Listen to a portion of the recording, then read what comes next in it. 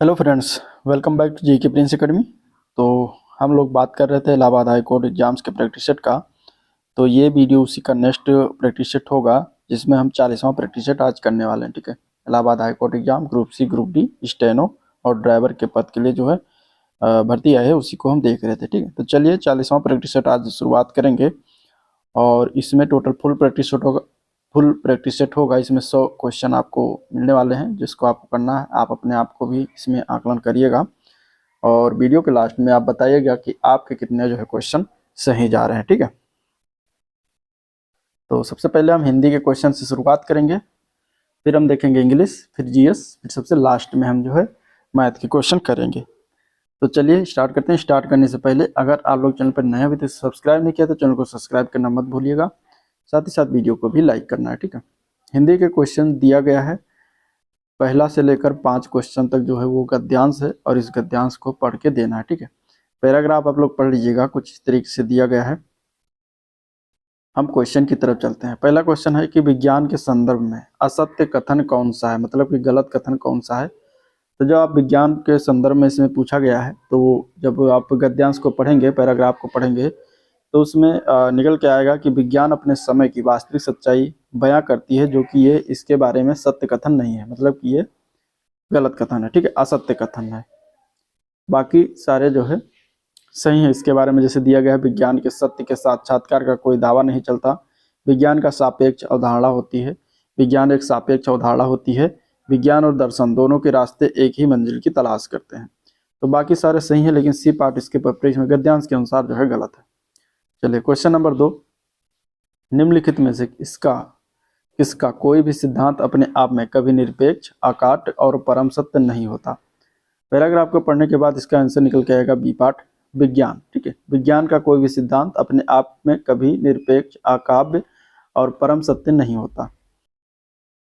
हम बात करेंगे इलाहाबाद हाई कोर्ट के बेस्ट बुक के बारे में, ग्रुप सी, ग्रुप डी के लिए, जो कि है चक्षु प्रकाशन की। इसमें आपको टोटल 25 प्रैक्टिस सेट मिल जाएंगे, 3 सॉल्व पेपर मिलेंगे और 2450 प्लस बहुविकल्पीय प्रश्न, जो कि व्याख्यात्मक हल के साथ दिया गया। ठीक है, आप इसको कुछ इस तरीके से इसका क्वेश्चन सेटअप किया गया है, आप इसको देख सकते हैं।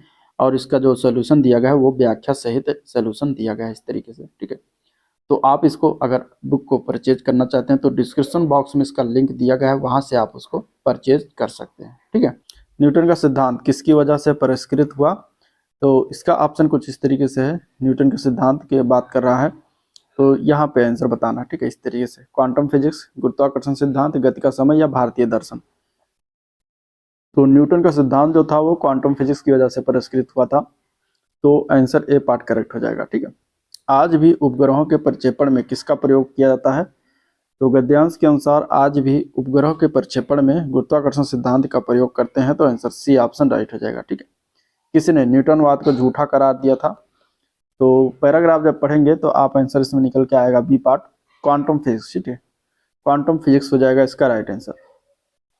आइंस्टीन के सिद्धांत और क्वांटम फिजिक्स ने जो है न्यूटनवाद को झूठा करार दिया था, तो यहाँ पे 2 आंसर, इसका बी ऑप्शन राइट हो जाएगा।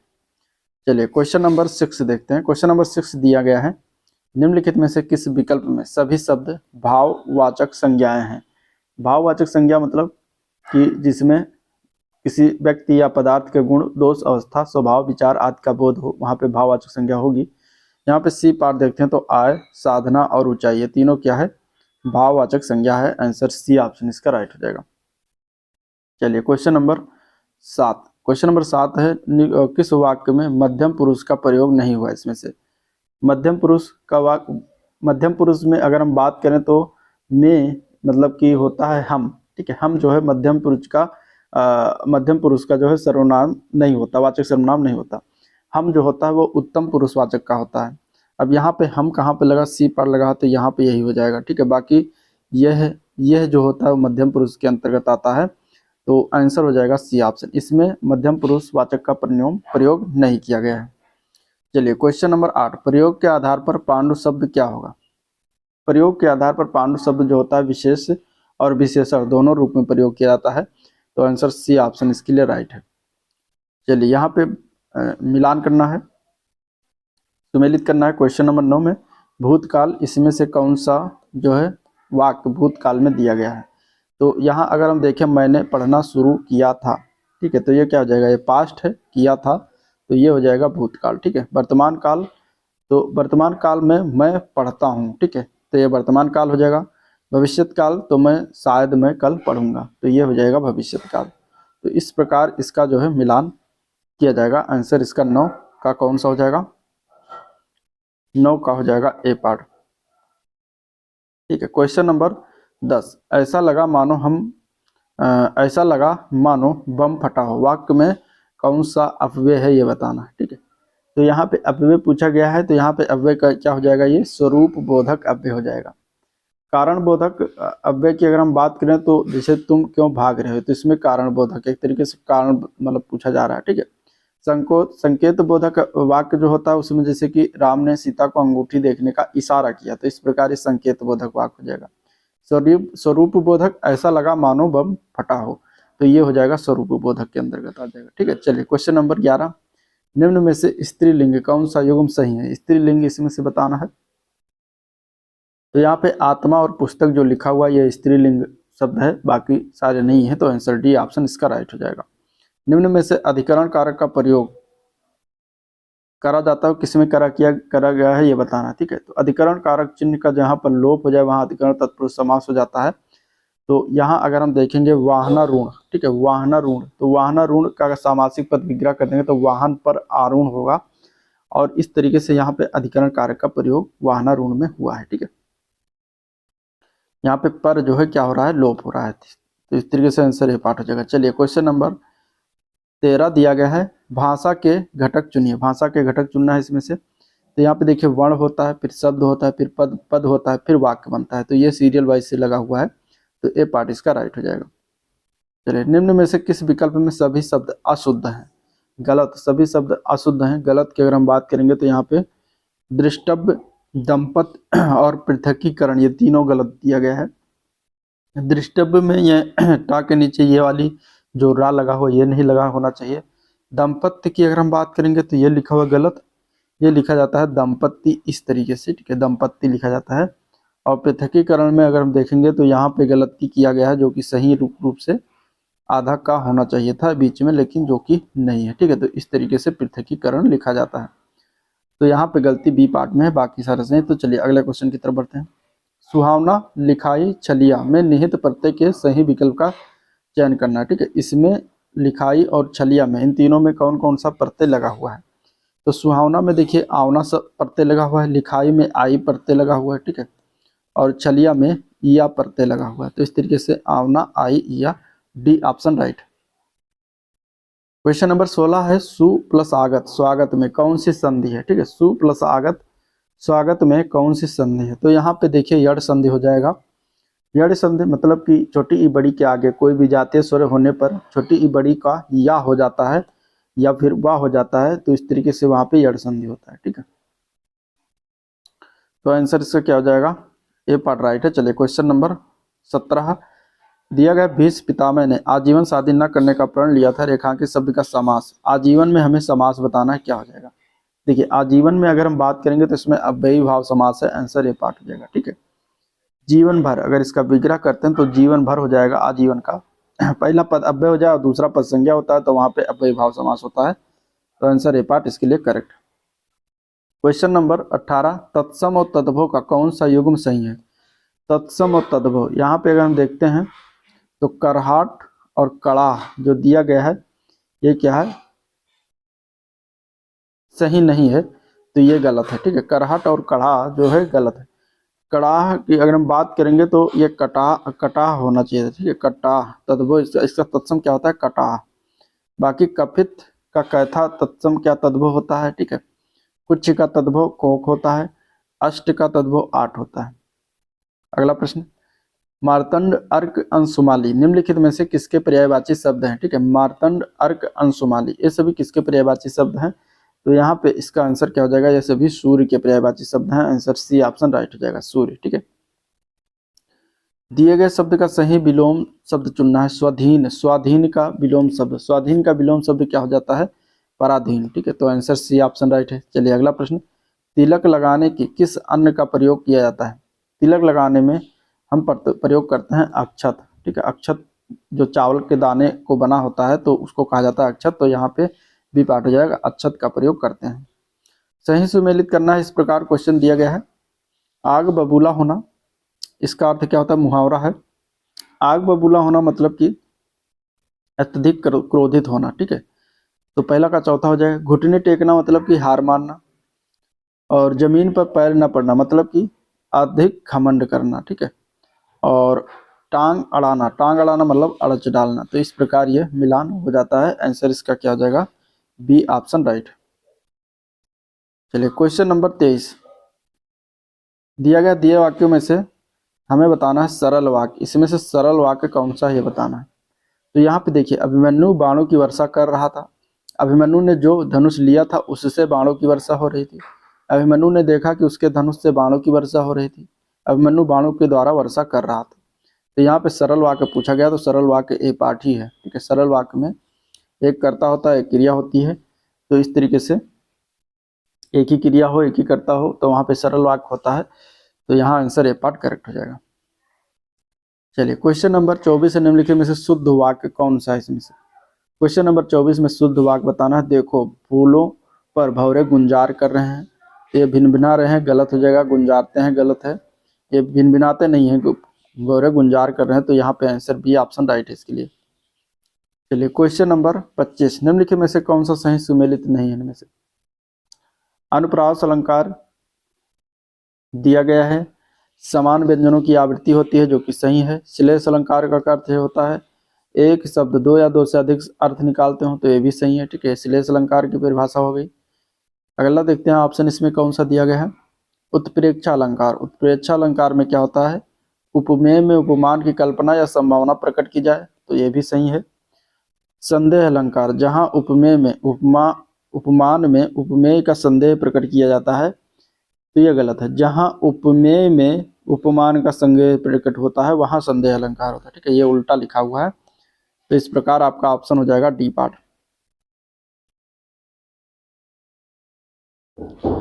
चलिए अब क्वेश्चन हम देखेंगे इंग्लिश के। इंग्लिश क्वेश्चन में देखिए 26 से लेकर 30 तक आपको पैसेज से पढ़कर उसका आंसर देना है, ठीक है। 26 से लेकर 30 तक पैसेज कुछ इस तरीके से दिया गया है, आप इसको जो है वीडियो पॉज करके पढ़ सकते हैं। इस तरीके से पैसेज दिया गया है, ठीक है। आप लोग भी इसको पढ़िएगा। हम चलते हैं क्वेश्चन की तरफ। पहला क्वेश्चन है, how was Indian cuisine able to influence other cuisines across the world, ठीक है। ये क्वेश्चन नंबर 26 है। अब यहाँ पे बताना है कि भारतीय के द्वारा पैसेज के अनुसार भारतीय के द्वारा दुनिया भर के भोजनों को जो है व्यक्त किया गया, क्योंकि मसालों को भारत में खरीदा गया तथा यूरोप और एशिया के दूसरों देशों से बेचा गया। तो यहाँ पे यही पूछा गया था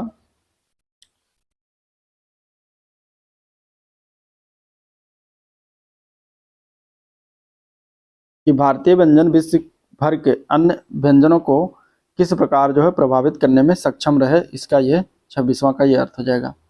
तो यहाँ पे कुछ इस तरीके से ऑप्शन दिया गया है। 26 का ये है ऑप्शन। अब यहाँ पे इसका बताना, ठीक है। भारतीय व्यंजन विश्व भर के अन्य व्यंजनों को किस प्रकार प्रभावित करने में सक्षम रहे, तो यहाँ पे हो जाएगा कि spices were bought from India and around Europe and Asia. तो आंसर ए पार्ट हो जाएगा। मतलब कि जो दुनिया भर के व्यंजनों को व्यक्त किया गया था, क्योंकि मसालों को भारत से खरीदा गया और यूरोप और एशिया के दूसरों देशों में बेचा गया। तो मसाले जो है भारत के सबसे ज़्यादा प्रभावित करने में सक्षम रहे, तो आंसर ए पार्ट राइट हो जाएगा।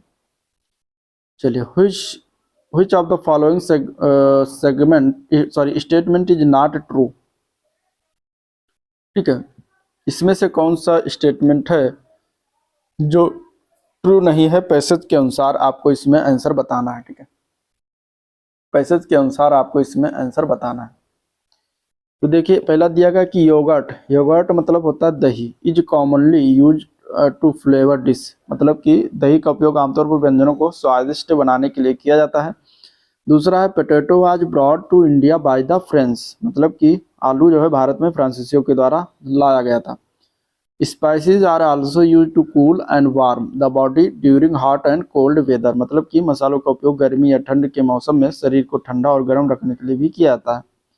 देसी घी इज यूज फ्रिक्वेंटली तो दो less then in the past, मतलब कि देसी घी का प्रयोग अक्सर किया जाता है, हालांकि पहले की तुलना में अब कम किया जाने लगा। तो कौन सा ऑप्शन इसमें से गलत है, नॉट ट्रू है, मतलब कि सही नहीं है पैसेज के अनुसार। तो बी पार्ट अगर हम देखते हैं तो जो दिया गया है, आलू लाया गया था किसके माध्यम से, फ्रेंच के माध्यम से आया है, जो कि गलत है। आलू जो है पुर्तगालियों के द्वारा लाया गया था। पैसे जब पढ़ेंगे तो आपको ये आंसर निकल के आएगा। तो यही गलत था, बाकी सारे सही हैं, तो आंसर बी ऑप्शन हो जाएगा। चलिए question number 28। Indian food is rich in, Indian food जो है किसमें रिच है, प्रचुरता सबसे ज़्यादा किसमें होता है इंडियन फूड में। तो पैसेज के अनुसार अगर देखेंगे तो डी पार्ट हो जाएगा फ्लेवर। ठीक है, फ्लेवर जो है भारतीय भोजन का स्वाद जो होता है क्या है, उन्नत और समृद्ध होता है। तो आंसर डी ऑप्शन इसका राइट है। चलिए, according to the passage what has middle eastern and central Asian influence in India. तो पैसेज का फर्स्ट पार्ट जब आप पढ़ेंगे तो उसके अनुसार मध्य पूर्व और मध्य एशिया के भोजन जो है प्रभावों ने मुगल काल के दौरान उत्तर भारतीय व्यंजनों पर जो है प्रभाव बहुत डाला था। तो नॉर्थ इंडियन क्विसाइन यहाँ पे हो जाएगा। आंसर इसका जो है डी ऑप्शन राइट है। चलिए क्वेश्चन नंबर 30 है, according to the passage choose the correct synonyms of the word catalyst. Catalyst का सिनोनिम्स मतलब कि हमें बताना है पर्यायवाची। तो कैटालिस्ट मतलब होता क्या है, कैटालिस्ट मतलब होता है उत्प्रेरक या बढ़ाने वाला जिसे कह सकते हैं। तो इसका यहाँ पे आंसर हो जाएगा एक्टिवेटर। ठीक है, इसका सिनोनिम्स क्या हो जाएगा, एक्टिवेटर हो जाएगा। इसका भी मतलब वही होता है जो कैटालिस्ट का होता है। ठीक है, तो आंसर इसका बी ऑप्शन राइट है। चलिए क्वेश्चन नंबर 31।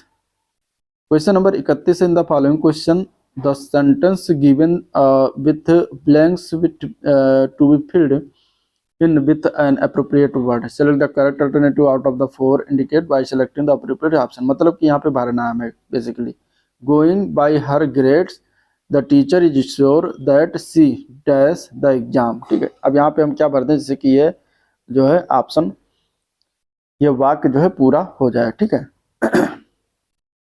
चलिए, इसमें क्वेश्चन नंबर 31 में जो है आंसर इसका क्या होगा, देखिए, going by her grade the teacher is sure that, मतलब उसके अंकों को देखकर टीचर को यकीन हो गया कि वो परीक्षा में क्या होगी, सफल होगी। सी है तो होगी, तो परीक्षा में सफल होगी। अब यहाँ पे सी जो है देखकर यकीन हो गया, तो यहाँ पे होगी लगेगा, मतलब कि यहाँ पे विल का प्रयोग किया जाएगा। ठीक है, तो यहाँ पे क्या हो जाएगा, विल एस, विल एस इसका राइट आंसर हो जाएगा। ठीक है, will S, answer A part correct है। चलिए क्वेश्चन नंबर 32 में हमें एरर बताना है कि किस पार्ट में एरर किया गया है। क्वेश्चन अगर हम बात करें तो यहाँ से दिया गया है। ठीक है,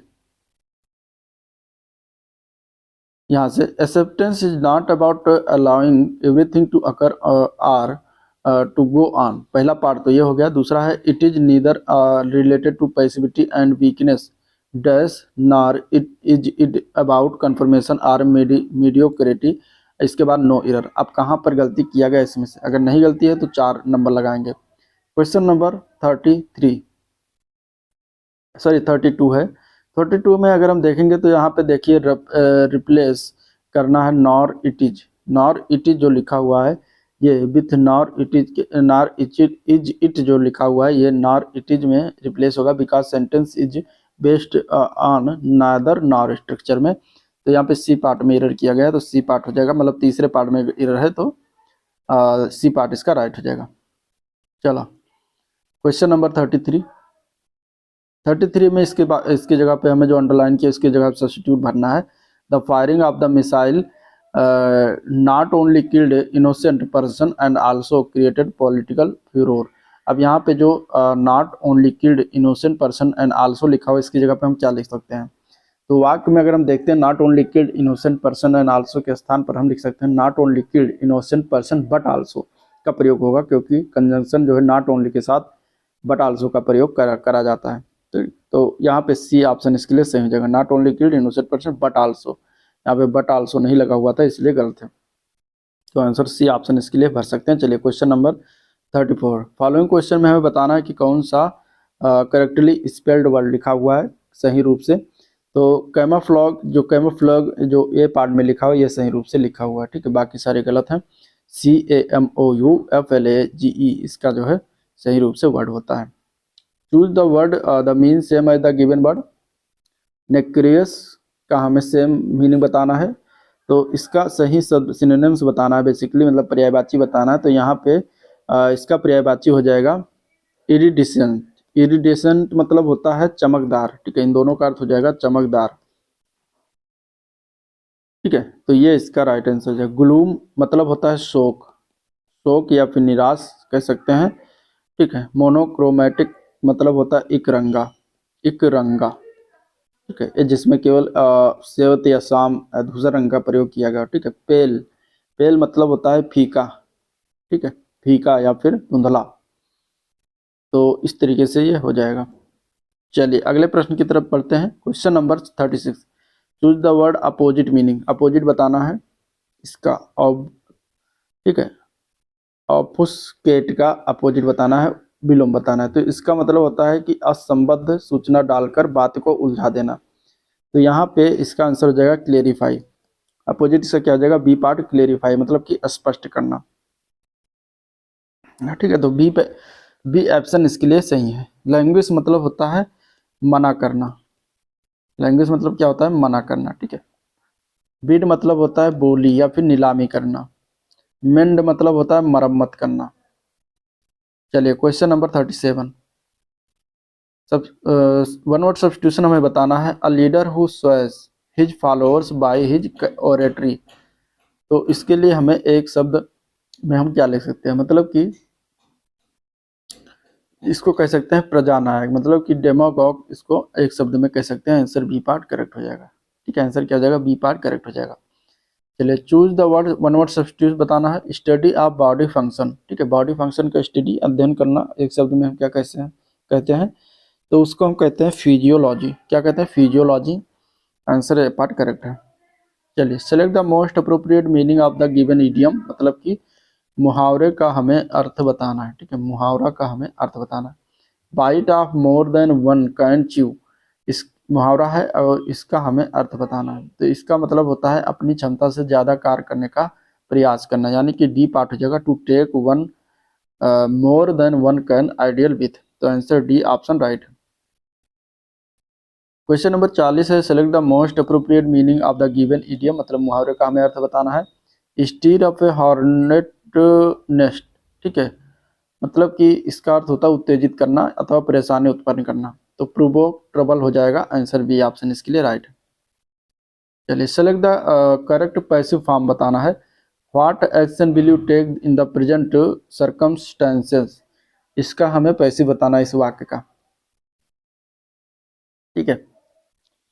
तो देखिए दिया गया जो वाक्य है ये किस टेंस में है, तो यह है फ्यूचर टेंस में, क्योंकि विल लगा है, विल फ्यूचर टेंस का इंटरोगेटिव सेंटेंस है, ठीक है।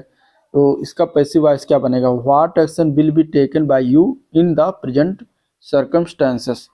तो यहाँ पे ये इसका बन जाएगा पैसिव वॉइस, जो कि ऑप्शन में दिया गया है सी पार्ट में, what action will be taken by you in the present circumstances. तो इसके लिए आंसर सी ऑप्शन राइट है। चलिए क्वेश्चन नंबर 42, इनडायरेक्ट फॉर्म बताना है। डायरेक्ट इनडायरेक्ट स्पीच जो होता है, इनडायरेक्ट स्पीच इसका बताना है। Sarita said to me I am glad I did not leave my village. अब इसका हमें इनडायरेक्ट फॉर्म बताना है, क्या होगा। तो देखिए दिया गया जो वाक्य है किसमें, डायरेक्ट स्पीच में है। इनडायरेक्ट स्पीच में बदलने के लिए हम इसमें सेड टू की जगह पे हम टोल्ड लगाएंगे, ठीक है। और प्रोनाउन का हम इसमें चेंज करेंगे, अगर सिंपल प्रेजेंट टेंस है तो उसको सिंपल पास्ट टेंस में प्रयोग करते हैं, चेंज करते हैं। सिंपल पास्ट टेंस तो सिंपल परफेक्ट टेंस में चेंज करते हैं। तो यहाँ पे हो जाएगा सरिता टोल्ड मी, ठीक है, सेड टू की जगह पे क्या हो जाएगा, टोल्ड मी, सरिता टोल्ड मी, ठीक है। आई की जगह पे सी हो जाएगा, she was glad she had not left her village. तो यहाँ पे आंसर इसका क्या हो जाएगा, सी पार्ट हो जाएगा। Sarita told me she was glad she had not left her village. Answer इसका क्या है, सी ऑप्शन सही है। चलिए क्वेश्चन नंबर 43 देखते हैं। इसमें जो अंडरलाइन सेगमेंट है उसका हमें सब्स्टिट्यूट लिखना है यहाँ पे, post. Don't forget post these letter. अब यहाँ पे पोस्ट की जगह पे हम क्या प्रयोग करेंगे, तो यहाँ पे प्रयोग किया जाएगा टू पोस्ट, क्योंकि फॉरगेट के बाद इन्फिनिटिव वर्ब का उपयोग होता है, मतलब टू प्लस वर्ब का फर्स्ट फॉर्म लगाया जाता है फॉरगेट के बाद। तो यहाँ पे जो don't forget to post the letters, तो टू पोस्ट लिखेंगे इसकी जगह पे, ठीक है। चलिए क्वेश्चन नंबर 44 दिया गया, फिल इन द ब्लैंक्स करना है। I did not imagine that our team would dash the match, ठीक है। तो यहाँ पे क्या हो जाएगा, आंसर इसका जीतने में सफल ना हो पाना है, यहाँ पे भरा जाएगा, मतलब कि लॉस भर देंगे, ठीक है। आई डिड नॉट इमेजिन, मैं कल्पना नहीं कर सकता किया कि दैट, कि हमारी टीम जो है वुड हैव द मैच, मतलब हमारी टीम क्या है, जीतने में सफल नहीं होगी, तो यहाँ पे लॉस हो जाएगी। आंसर इसका सी ऑप्शन हो जाएगा। चलिए क्वेश्चन नंबर 45 अरेंज करना है। वाक्य कुछ इस तरीके से ABC और D फॉर्म में दिया गया है, आपको इसको अरेंज करके जो है बताना है कि पहले कौन होगा इसके बाद कौन होगा। इस तरीके से आपको एक पैरा दिया गया है और अरेंज करिएगा, इसको पढ़ लीजिएगा। तो यहाँ पे इसका जो आंसर हो जाएगा, सही सेक्वेंस होगा वो हो जाएगा BDCA में, ठीक है। मतलब पहले ये आएगा the value of Indian rupee in relation to US dollar is determined by supply and demand. फिर इसके बाद डी आएगा, when the US dollar is strong demand and the Indian rupee falls in the value of vice versa. तो इसके बाद सी आएगा, फिर ए आएगा, ठीक है। तो आप इसको पढ़ लीजिएगा, अर्थ निकाल के इसको जो है अरेंज कर सकते हैं। चलिए क्वेश्चन नंबर 46 से लेकर 50 तक आपको फिल इन द ब्लैंक्स करना है, मतलब भरना है। पैरा दिया गया है, पैरे को जो है भरना है, यहाँ पे यहाँ पे यहाँ पे इस तरीके से भरना है। तो social media platform and many people on them have their own dash and they are often trying to sell you things, so be of how much time and energy you give to sellers and users and think about, ठीक है। तो इस तरीके से दिया है, तो आपको यहाँ पे भरना है। तो 46 में क्या हो जाएगा, पहले नंबर में यहाँ पे हो जाएगा एजेंडा, यहाँ पे एजेंडा भरेंगे। कार्यसूची का प्रयोग उचित होगा, क्योंकि वाक्य में जो है लोगों के स्वयं छिपे होने की बात हो रही है, ठीक है। इसके बाद 47 मतलब दूसरे में हम क्या भरेंगे, तो यहाँ पे भरा जाएगा अवेयर, ठीक है। अवेयर मतलब अवगत कराना, इसका प्रयोग उचित होगा, क्योंकि यहाँ पे लोगों को सचेत करने की बात की जा रही है। तीसरे में हम क्या भरेंगे, तीसरे में भरेंगे व्हाट, ठीक है। What they want from you when engaging, ठीक है। इस तरीके से तीसरा हो जाएगा। फिर हम यहाँ भरेंगे चौथे पार्ट में, चौथे पार्ट में भरा जाएगा प्रोडक्टिव, ठीक है। प्रोडक्टिव का उत्पादन यहाँ पे उचित होगा, क्योंकि पॉजिटिव एंड प्रोडक्टिव एक कलेक्शन है, ठीक है। तो यहाँ पे प्रोडक्टिव हो जाएगा। और पांचवें में भरा जाएगा need to, do I need to use it all of time, तो यहाँ पे नीड टू का प्रयोग कराना उचित होगा, ठीक है। तो इस तरीके से आप इसको भर लीजिएगा, देख लीजिएगा। चलिए हम चलते हैं क्वेश्चन नंबर अब 51। 50 क्वेश्चन हो चुका है, अभी 50 और बाकी, जिसमें 25 क्वेश्चन GS के और 25 क्वेश्चन मैथ के हैं। तो सबसे पहले हम GS के देखेंगे। 51 नंबर क्वेश्चन है कि कौन सा स्थल प्रागैतिहासिक चित्रकला के लिए प्रसिद्ध है इसमें से, तो उस स्थल का नाम है भीमबेटका, ठीक है। भीमबेटका जो कि कहाँ पड़ता है, मध्य प्रदेश में पड़ता है। मध्य प्रदेश में स्थित भीमबेटका नामक स्थल पर यहाँ पे प्रागैतिहासिक चित्रकला के लिए जो है प्रसिद्ध है, ठीक है। तो राइट आंसर इसका डी ऑप्शन करेक्ट है। चलिए क्वेश्चन नंबर 52 में हमें मिलान करना है। वैदिक नदियाँ और उनका आधुनिक नाम है, एक दूसरे को हमें यहाँ पे मिलान करना है। कुभा नदी, परुसड़ी नदी, सदानीरा नदी, सुतुद्री नदी। अब इसके आधुनिक नाम बताना है क्या क्या है, गंडक, काबुल, रावी, सतलज। तो यहाँ पे देखिए कुभा नदी जो पुराने नाम था, उसको अभी वर्तमान में किस नाम से जानते हैं, तो इसको हम जानते हैं काबुल नदी के नाम से। परुसड़ी नदी का पूरा वर्तमान नाम है रावी नदी। सदानीरा का वर्तमान नाम है गंडक, और सुतुद्री नदी का वर्तमान नाम सतलुज नदी है। तो इस प्रकार मिलान करने को आ जाता है। आंसर यहाँ पे बी ऑप्शन राइट हो जाएगा। चलिए क्वेश्चन नंबर 53। 6ठी शताब्दी ईसा पूर्व का मत्स्य महाजनपद कहाँ पर स्थित था, तो 6ठी शताब्दी ईसा पूर्व का मत्स्य महाजनपद जो था, ये आधुनिक राजस्थान राज्य में स्थित था। तो आंसर बी ऑप्शन हो जाएगा, ठीक है। राजस्थान में यह जनपद जयपुर के आसपास स्थित था। मत्स्य महाजनपद की राजधानी जो थी उसका नाम क्या था, विराटनगर। विराटनगर जो थी वो मत्स्य महाजनपद की क्या थी, राजधानी थी, ठीक है। विराटनगर मत्स्य महाजनपद की राजधानी थी। पाली जो साहित्य है उसमें मत्स्य महाजनपद को सूरसेन से संबंधित कहा गया है। और बौद्ध ग्रंथ अंगुत्तर निकाय में 16 महाजनपदों की सूची मिलती है, ठीक है। तो ये भी चीजें हो जाएगा। आंसर इसका हो जाएगा बी पार्ट राजस्थान। चलिए उत्तर भारत में चांदी का सिक्का टका जो है जारी करने वाला कौन मध्यकालीन शासक था, ठीक है। उत्तर भारत में चांदी का टका जारी करने वाला कौन शासक था? इसमें से शासक किस तरीके से दिए गए हैं? तो यहाँ पे आंसर हो जाएगा ए पार्ट, ठीक है। इल्तुतमिश था जिसने चांदी का सिक्का जारी किया था, ठीक है। इल्तुतमिश का कार्यकाल था 1210 से लेकर 1236 ईस्वी तक। ये दिल्ली की सल्तनत की व्यवस्थित मुद्रा प्रणाली शुरू करने का श्रेय इसको दिया जाता है, ठीक है। चांदी का टका तथा मिस्र धातु का जीतल इल्तुतमिश के ही देन है। तो यहाँ पे आंसर इसका ए पार्ट हो जाएगा, ठीक है। इल्तुतमिश की अगर हम बात करें तो इसने कुतुब मीनार के निर्माण को पूर्ण कराया, एकता प्रणाली को प्रारंभ किया, ठीक है। 40 गुलाम सरदारों का संगठन बनाया जो तुर्कान चिलगानी के नाम से जाना गया। तो ये कुछ इल्तुतमिश के कार्य थे। चलिए निम्नलिखित में से कौन उग्र राष्ट्रवादी नेता नहीं था? इसमें से उग्र राष्ट्रवादी नेता इनमें से कौन से नहीं थे? तो बिपिन चंद्र पाल, बाल गंगाधर तिलक, लाला लाजपत राय, ये तीनों जो है उग्र राष्ट्रवादी नेता थे। गोपाल कृष्ण गोखले इसमें उग्र राष्ट्रवादी नेता नहीं थे, ठीक है। ये जो अगर हम बात करेंगे तो इन तीनों को लाल, बाल और पाल के नाम से जो है फेमस थे तीनों लोग, जो कि उग्रवाद राष्ट्रवादी नेता के रूप में थे। तो गोपाल कृष्ण गोखले आंसर हो जाएगा। नेक्स्ट क्वेश्चन, निम्नलिखित में से कौन किस वास्तुकार ने राजा बिंबिसार के महल को बनाया था?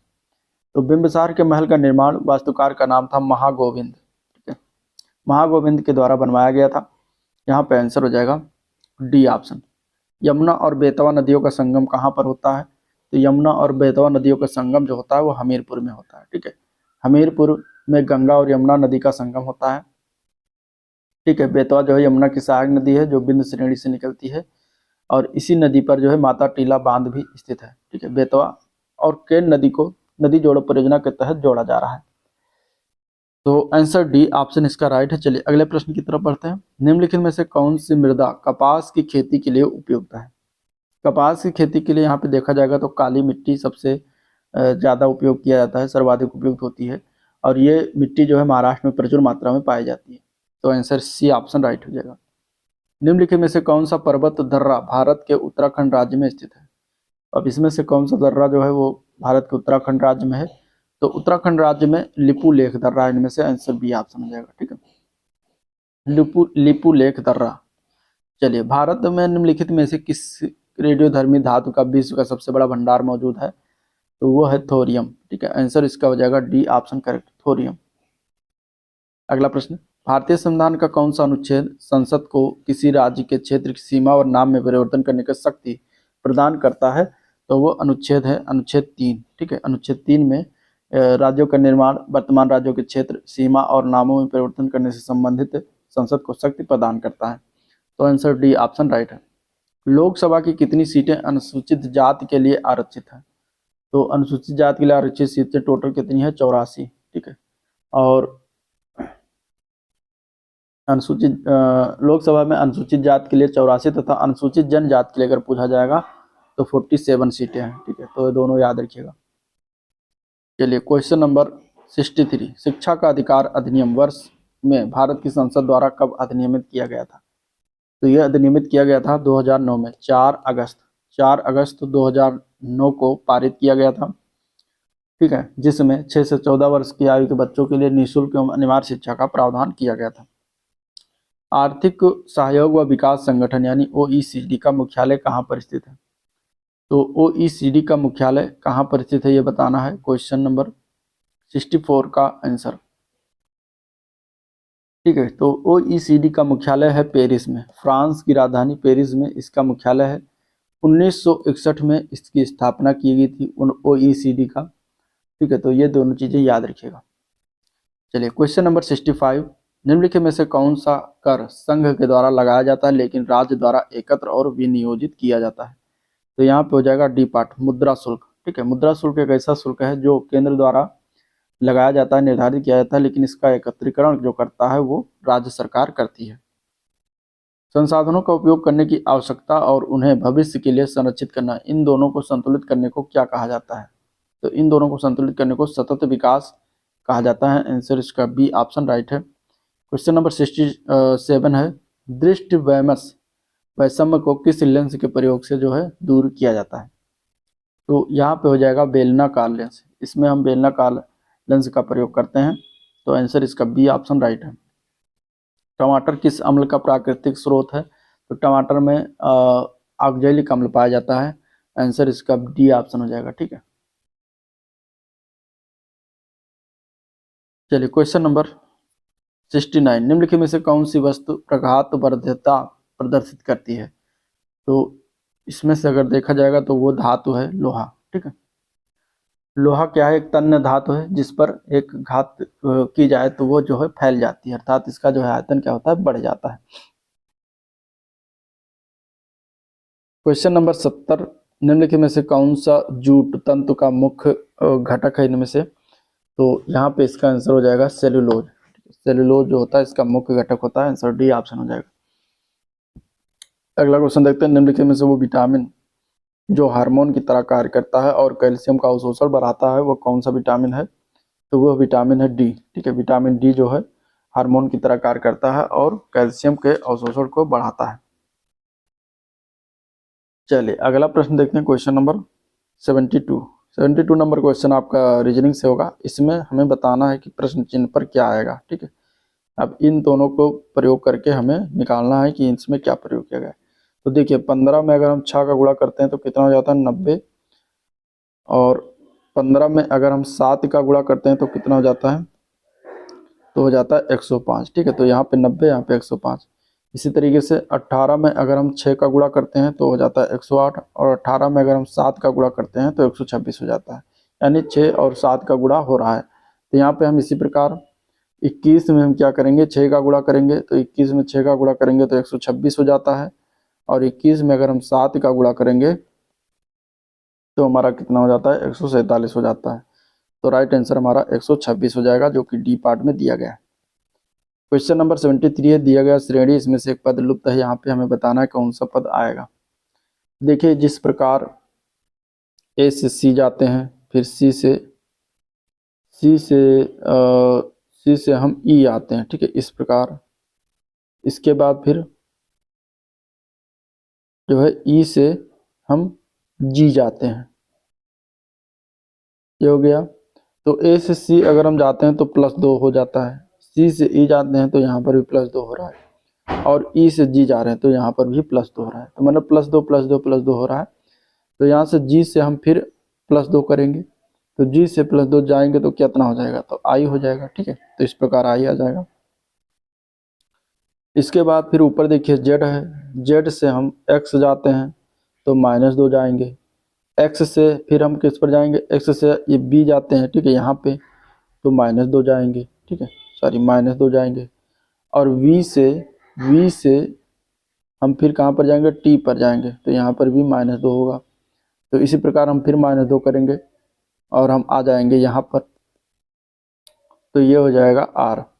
ठीक है, अब संख्या जो है 1 है, 3 है, फिर 3 है, फिर 3 है, फिर 4 है, फिर 9 है, फिर 7। तो देखिए यहाँ पे हमें लाना है कौन सी संख्या आएगी इन दोनों के बीच में।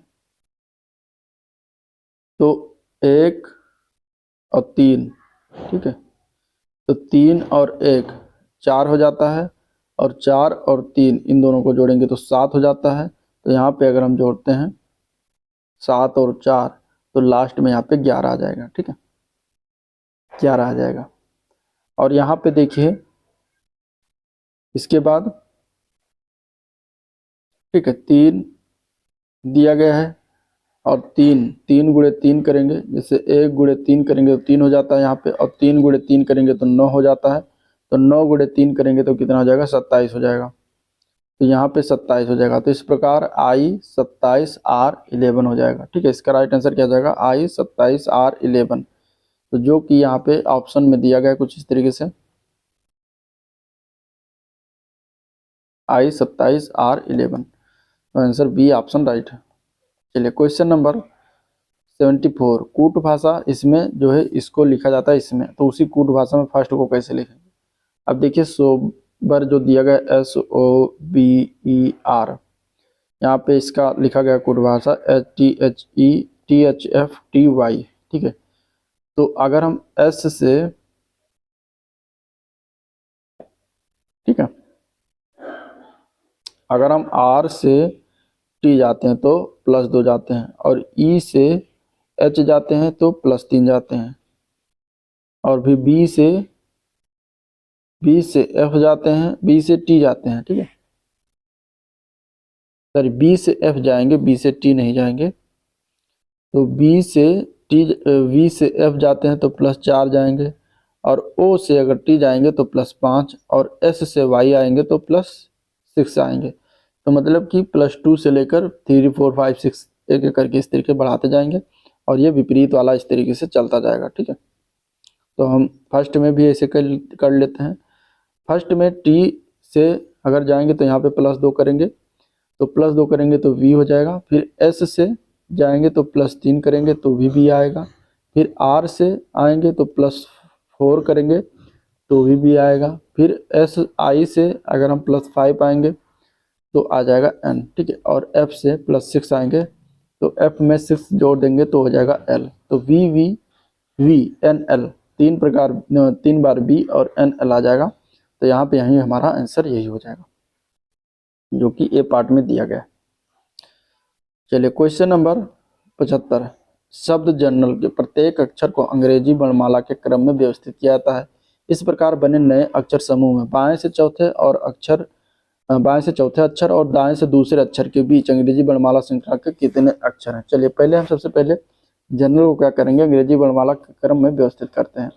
तो व्यवस्थित करेंगे तो इसमें सबसे पहले ए आ जाएगा, फिर ए के बाद इसमें आ जाएगा जे, ठीक है। इसके बाद आ जाएगा एल, फिर आ जाएगा एन, फिर हो जाएगा ओ, फिर हो जाएगा आर, फिर हो जाएगा यू। इस प्रकार ये हमारा अंग्रेजी के वर्णमाला क्रम में व्यवस्थित हो गया। अब देखिए बाएं से चौथे अक्षर, तो बाएं से चौथा अक्षर यहाँ से चलेंगे तो 1 2 3 4, बाएं से चौथा अक्षर कौन हो जाएगा, एन हो जाएगा। और दाएं से दूसरा अक्षर, तो दाएं से दूसरा अक्षर तो 1 2 यानी कि आर हो गया, ठीक है। अब इन दोनों के बीच हमें बताना है कि अंग्रेजी वर्णमाला श्रृंखला में कितने अक्षर हैं, मतलब एन और आर के बीच। तो एन और आर के बीच अगर हम बात करेंगे तो M N O P Q, और फिर इसके बाद तब आर आता है, यानी कि 3 अक्षर अंग्रेजी वर्णमाला में इसके बीच में पड़ेंगे। तो हमारा आंसर क्या हो जाएगा, 3 हो जाएगा, ठीक है। यही पूछा गया था, तो आंसर ए पार्ट करेक्ट है। चलिए अब क्वेश्चन देखेंगे मैथ के। 76 नंबर क्वेश्चन है मैथ का, कि दिया गया है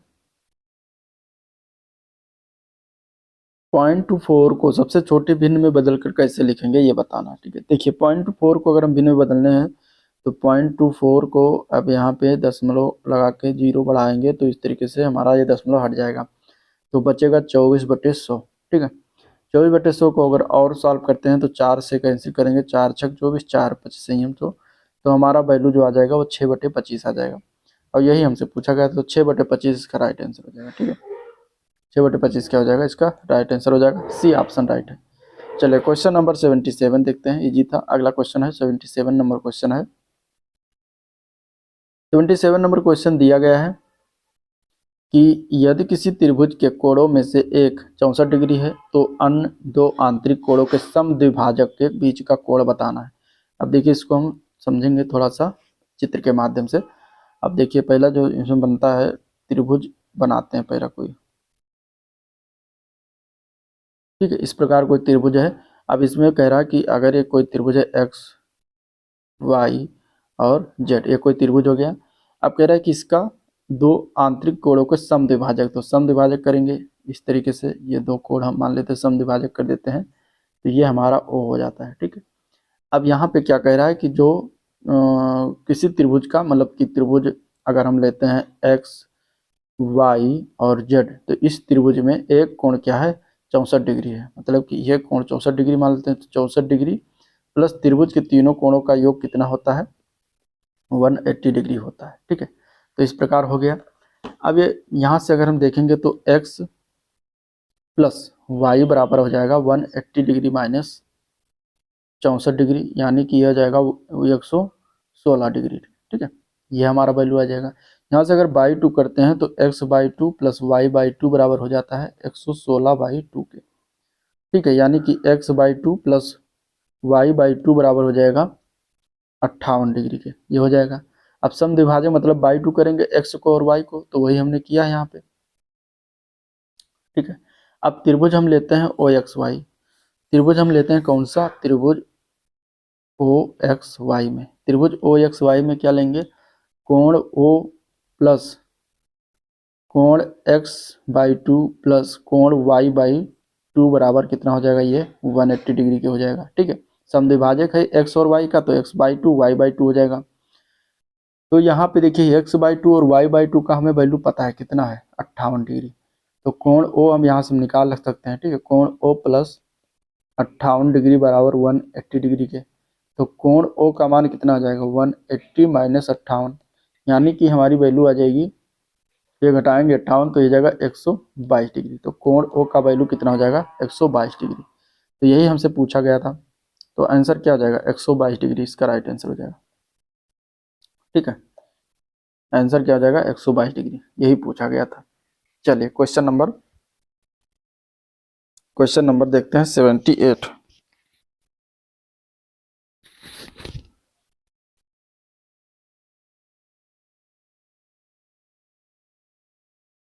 सेवेंटी एट नंबर क्वेश्चन है कि यदि A square plus B square दिया गया है, यदि A square plus B square plus C square plus 84 बराबर दिया गया 4 इंटू ए माइनस 2b प्लस 4c, तो हमें वैल्यू क्या ज्ञात करना है, under root A B minus B C plus C A का वैल्यू ज्ञात करना है। ठीक है, ये देखिए, अब देखिए इसमें हम क्या करेंगे, अगर हम यहाँ से ए बी और सी की वैल्यू पता हो जाए तो इसमें वैल्यू रख के जो है इसका मान निकाल सकते हैं।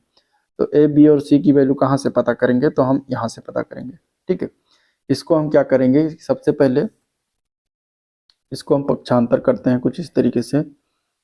अगर हम पक्षांतर कर लेते हैं तो क्या हो जाएगा, A square plus B square plus C square plus 84 बराबर ही हो जाएगा, बराबर नहीं होगा यहाँ पे, माइनस इधर आएगा तो माइनस होगा, माइनस 4a हो जाएगा प्लस 8b माइनस 4 चौक 16c बराबर के 0 हो जाएगा। ठीक है, इसको और थोड़ा सा इधर उधर अरेंज करते हैं तो ए स्क्वायर के साथ में माइनस 4a कर सकते हैं, प्लस बी स्क्वायर के साथ में प्लस 8b कर सकते हैं, प्लस सी स्क्वायर के साथ में माइनस 16c कर सकते हैं, और प्लस 84 है इस तरीके से। अब हम क्या करेंगे कि इनको हम वर्ग के टर्म में बनाएंगे। ठीक है, ए प्लस बी का होल स्क्वायर या ए माइनस बी का होल स्क्वायर के टर्म में इसको हम बनाएंगे। तो इसको बनाने के लिए हम क्या करेंगे कि ये जो 4a दिया गया, ठीक है 4a, अब ए वाला ये है, बी पार्ट वाला ये है, सी पार्ट वाला ये है, तो 4a को हम क्या करेंगे, यहाँ पे 4a को मतलब 4a बाई करेंगे 2। ठीक है, बाई 2 करेंगे तो कितना आ जाएगा, तो 4/2 2 हो जाएगा, तो 2 का स्क्वायर प्लस कर देंगे, 2 का स्क्वायर माइनस कर देंगे इसमें से, तो दोनों बराबर हो जाएगा। मतलब कि हम इसको लिख सकते हैं 4a स्क्वायर 4a प्लस 2 का स्क्वायर माइनस 2 का स्क्वायर, इस तरीके से लिख सकते हैं। ठीक है, तो सेम है, कोई दिक्कत नहीं है, लेकिन हमारा इससे काम बन जाएगा। आगे अभी देखते हैं। फिर इसी प्रकार बी में देखते हैं, तो 8b दिया गया है, तो 8 को अगर हम बाई 2 करेंगे तो 4 आ जाता है। तो यहाँ पे हम क्या करेंगे कि 8b प्लस 4 का स्क्वायर माइनस 4 का स्क्वायर दोनों में जोड़ देते हैं। और इसी प्रकार सी स्क्वायर में अगर देखते हैं तो यहाँ पे 16 है, तो 16 का बाई 2 करेंगे तो 8 आ जाएगा। तो यहाँ पे हम क्या करेंगे, सी स्क्वायर प्लस 16c प्लस 8 का स्क्वायर माइनस 8 का स्क्वायर, इस तरीके से जोड़ देंगे और फिर घटा देंगे, और प्लस 84 तो इसे लिख देंगे। ठीक है, तो ये हमारा समीकरण आ गया।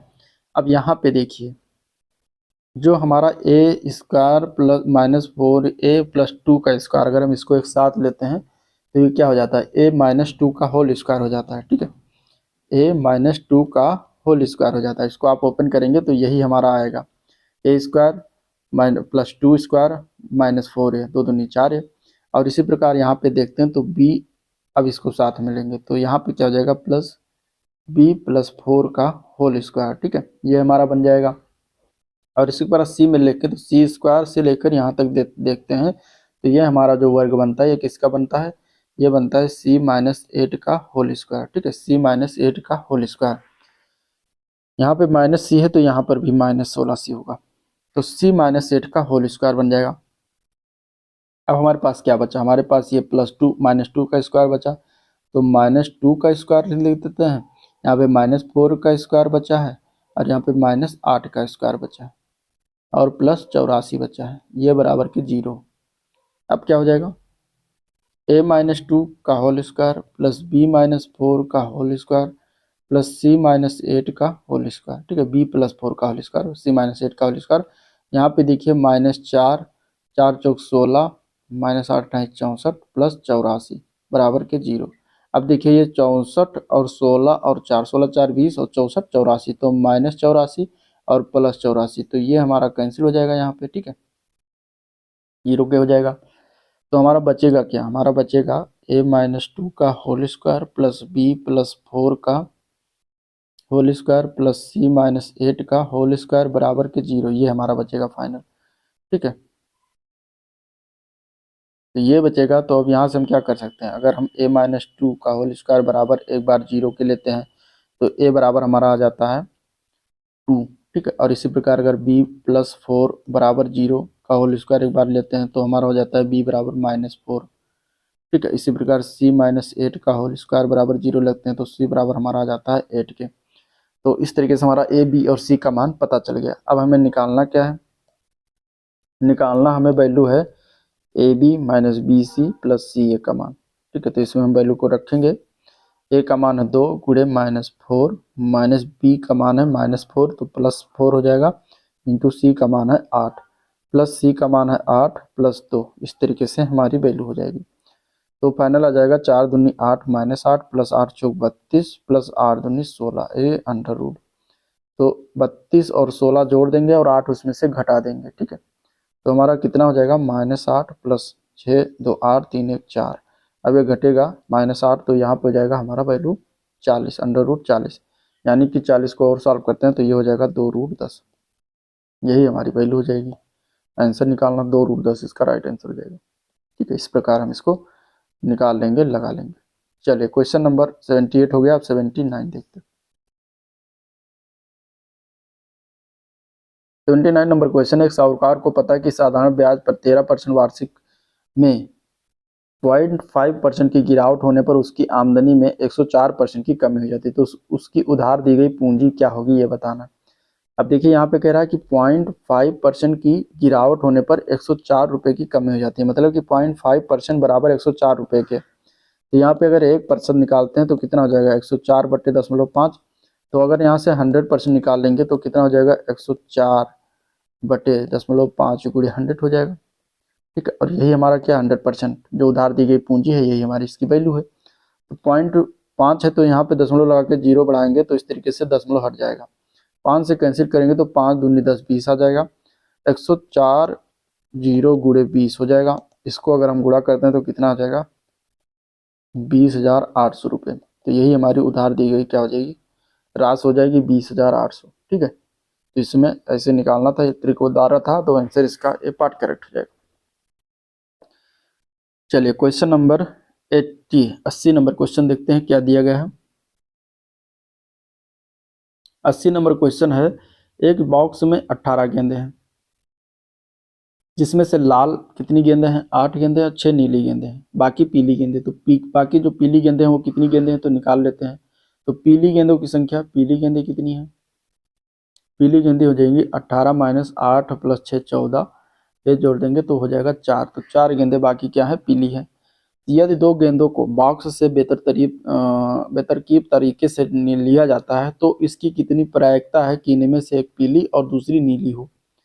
अब नीली गेंदे अगर हम बात करें तो नीली गेंदे कितनी है, टोटल 6। तो 6 नीली गेंदों से एक निकालने के जो तरीके होंगे वो क्या हो जाएंगे, तो 6 नीली गेंदों से एक निकालने के तरीके हो जाएंगे 6C1। और 4 पीली गेंदे हैं तो पीली गेंदों से निकालने से बेहतर तरीका कितना हो जाएगा, तो 4C1 हो जाएगा। अब कुल गेंदों में से 2 गेंद निकालने की जो तरीके हो कितनी हो जाएगी, तो 2 गेंद निकालने की तरीके जो हो जाएंगे वो हो जाएंगे 18 कुल गेंद हैं, 2 गेंद निकाल तो 18C2 हो जाएगा। तो अब प्रायिकता क्या होगी, प्रायिकता हो जाएगी 6C1 × 4C1 बटे 18C2। और इसी को हम कर लेंगे सॉल्व। तो ऊपर हो जाएगा 6 × 4 बटे नीचे हो जाएगा 18 × 17/2। ये ऊपर जाएगा तो 6 × 4 × 2 बटे 18 × 17, 6 3 18। और इस तरीके से हमारा आ जाएगा 17 3 51 4 दूनी 8। तो 8 बटे 51 इसकी प्रायिकता हो जाएगी, ठीक है। 8 बटे 51 इसकी क्या हो जाएगी, प्रायिकता हो जाएगी। तो इस प्रकार इसको हम सॉल्व कर लेंगे। चलिए क्वेश्चन नंबर 81 नंबर क्वेश्चन आप करिएगा, क्योंकि सिंप्लीफिकेशन से आप इसको कर सकते हैं। तो इसको करके इसका आंसर हमें बताइएगा क्या हो जाएगा। ठीक है, चलिए क्वेश्चन नंबर हम देखते हैं 82। 82 नंबर क्वेश्चन है कि पाल्सन आमतौर पर 8:15 बजे अपने घर से निकलता है और समय पर कार्यालय पहुंचने के लिए एक निश्चित गति से यात्रा करता है। ठीक है, यात्रा करता है। इसके बाद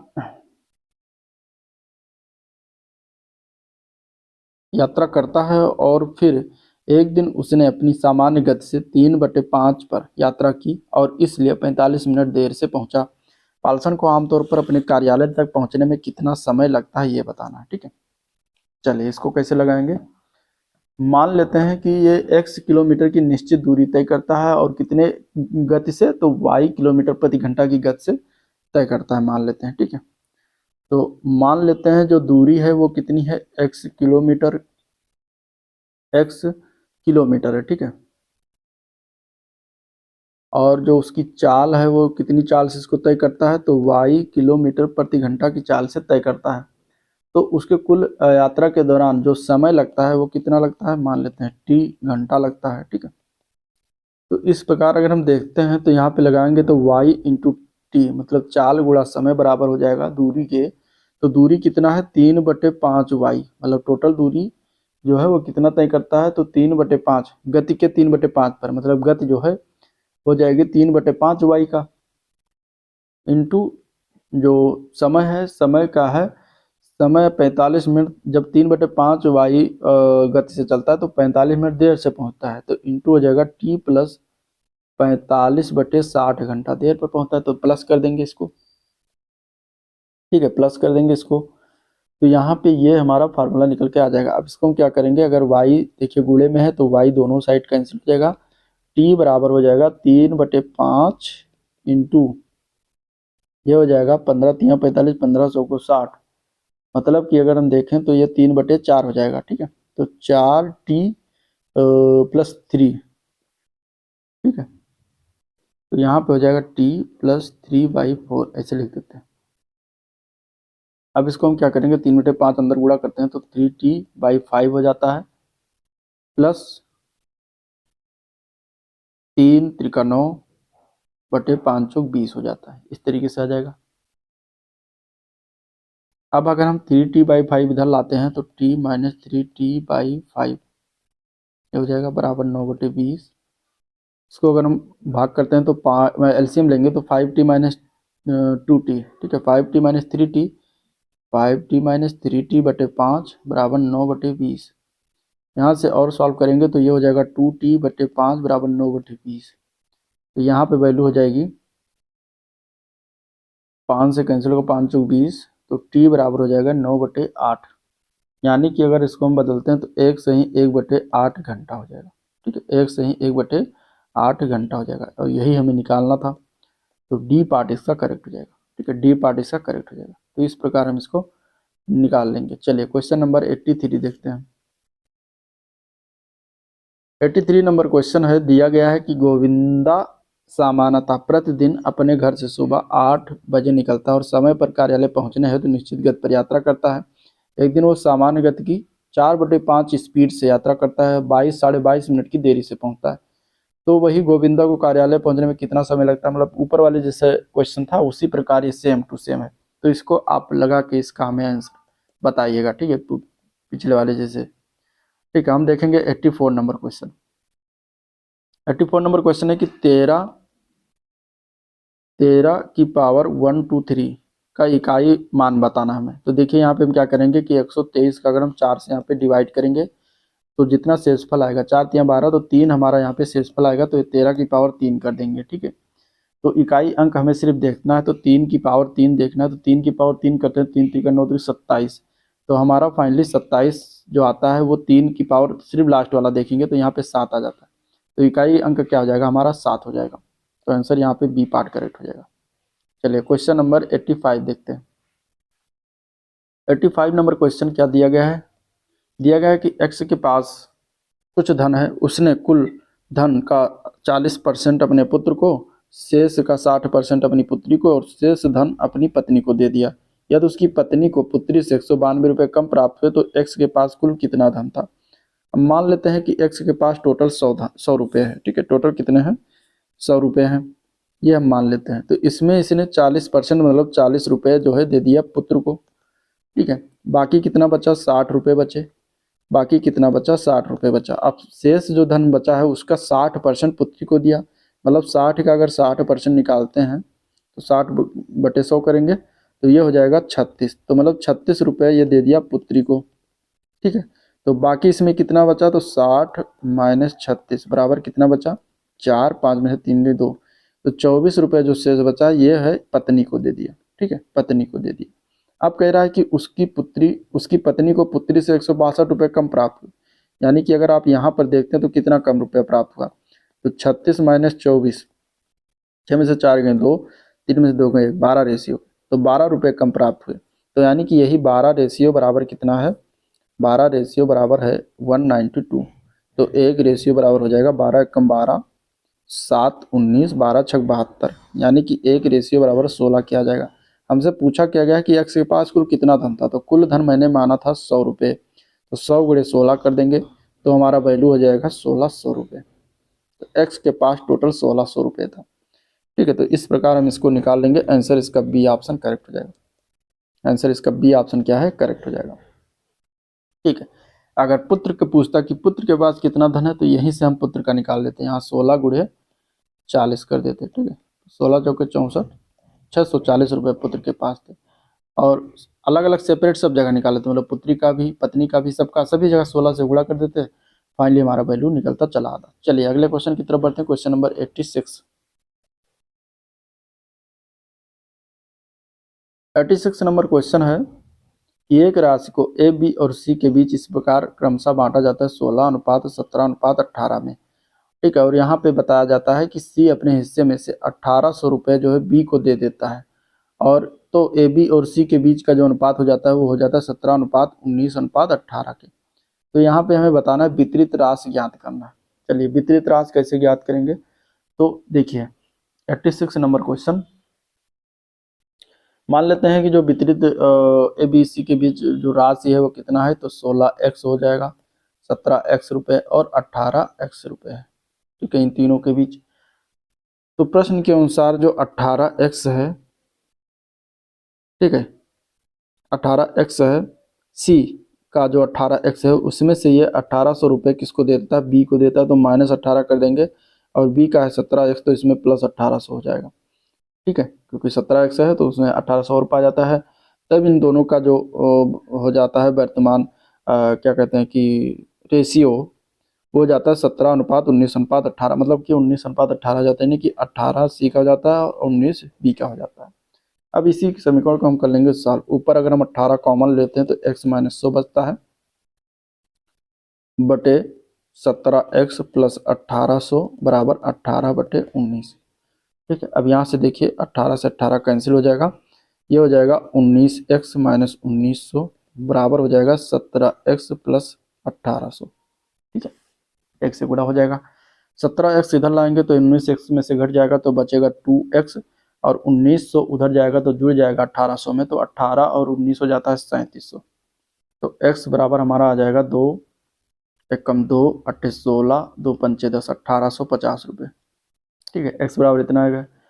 तो हमें निकालना क्या है, कुल राशि, ठीक है, वितरित राशि निकालना है। देखिए तो कुल राशि अगर हम निकालते हैं कुल राशि, तो कुल राशि हमारे पास कितना है एक्स में, तो 16x + 17x + 18x, इन तीनों को जोड़ेंगे तो हमारा हो जाएगा 51x, ठीक है। तो x की वैल्यू कितनी है 1850, तो 51 गुणे 1850 कर देंगे तो हमारा कुल राशि हो जाएगा 94,350 रुपये, ठीक है, 94,350 रुपये, यही हमारा आंसर हो जाएगा। कुल राशि इस तरीके से हम निकाल लेंगे। चलिए क्वेश्चन नंबर 87 देखते हैं।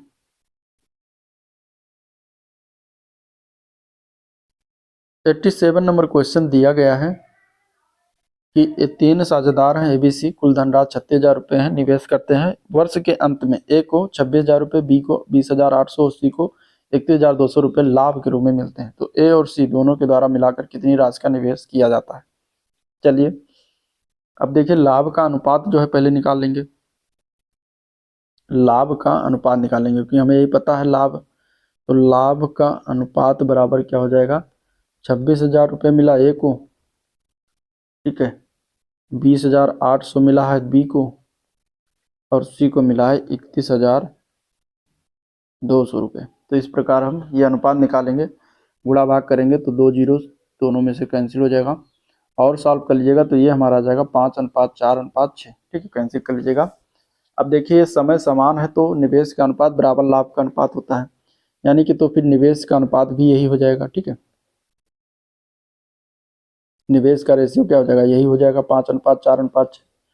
तो ए और सी का निवेश, ए और सी का निवेश 5 + 6 हो जाएगा, बटे टोटल निवेश 5 + 4 + 6 हो जाएगा, और इंटू 36,000 कुल निवेश है तो 36,000 से गुणा कर देंगे, तो यहाँ से हो जाएगा 5 6 11, 5 4 9 6 15 गुणे 36,000, ठीक है, इस तरीके से हो जाएगा। यहाँ भी इसको सॉल्व करेंगे तो 15 दूना 30, 6 15 चौके 60, 2400, तो 11 गुणे 2400 आ जाएगा। तो इस प्रकार इसको अगर हम भाग करेंगे तो 11 चौक 44, 11 दूना 22 और 4 26,400। तो ए और सी के बीच का जो निवेश होगा वो कितना हो जाएगा, 26,400 रुपये हो जाएगा, ठीक है, 26,400। आंसर डी ऑप्शन राइट है इसका। चलिए क्वेश्चन नंबर 88। 88 नंबर क्वेश्चन दिया गया है कि एक व्यक्ति है 16,536 रुपये की घड़ी बेचकर एक आदमी को 22% की हानि होती है, तो घड़ी का क्रय मूल्य। अब देखिए 22% की हानि होती है मतलब 22/100 अगर करेंगे, यानी कि 2 एक कम 2 से इसे काटेंगे तो 50 आ जाएगा, ठीक है, यानी कि 11/50, यानी कि घड़ी अगर 50 रुपये में खरीदा जाता है तो 39 रुपये में बेचा जाता है, तभी 22% की हानि हो जाएगी, ठीक है। तो उसका विक्रय मूल्य 39 रुपये 39 रेशियो हो जाएगा, और सीपी मतलब क्रय मूल्य 50 रेशियो हो जाएगा। तो 39 रेशियो के बराबर दिया गया है 16,536 के, 16,536 दिया गया है, ठीक है, 16,536 के, तो एक रेशियो बराबर हो जाएगा 16,536 536/39, ठीक है, ये हमारी वैल्यू आ जाएगी। तो यहाँ से अभी आगे अब हमें निकालना है क्रय मूल्य। क्रय मूल्य हमने माना 50 रेशियो के, तो 50 रेशियो बराबर कितना हो जाएगा, क्रय मूल्य बराबर 16,536/39 और गुणे 50 के। अब इसको कैंसिल करते हैं, ठीक है, 13 से कैंसिल करेंगे तो 13 तियाँ 39 ये चला जाएगा, और 13 तियाँ 39, और ये कैंसिल करेंगे तो 13 कम 13, 13 दूना 26, 13 7 91, 13 दूना 26, इस तरीके से कैंसिल हो जाएगा। 3 से फिर कैंसिल करेंगे तो 3 चौक 12, 3 दूनी 6, 1 3 चौक 12, 424, 424 गुणे 50, इसको अगर हम गुणा करेंगे 5 से तो हमारी वैल्यू क्या हो जाएगी, 21,200 रुपये। यही हमें निकालना था, 21,200 इसका राइट आंसर हो जाएगा, ठीक है, 21,200 क्या हो जाएगा, इसका राइट आंसर हो जाएगा।